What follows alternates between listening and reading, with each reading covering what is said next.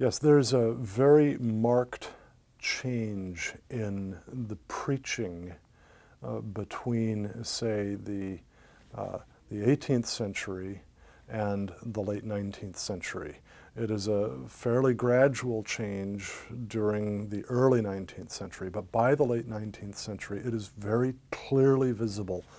And certainly if you move from there on to the late 20th century, it is even more obviously visible. I have my students reading a large number of sermons from the 18th century. And these sermons typically would have lasted an hour and a half to 2 hours as delivered. They would have had many points and subpoints. They often used very specific logical language about the inferences that were made. They were the work of very learned men, very learned men.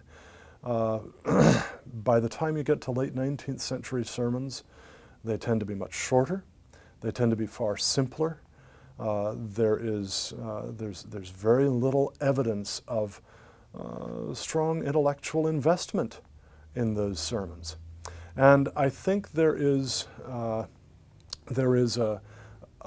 backing off from the biblical call for the man of God to be a truly learned man. We at Knox Seminary here are committed to producing what we call pastor scholars, precisely because we believe that the failure of so many ministers now to be truly learned men is part of what robs them of credibility when they speak to the larger world. When John Adams was asked shortly before he died who were the most important people in shaping the thought of the colonists leading up to the American Revolution, he answered without hesitation, the pastors.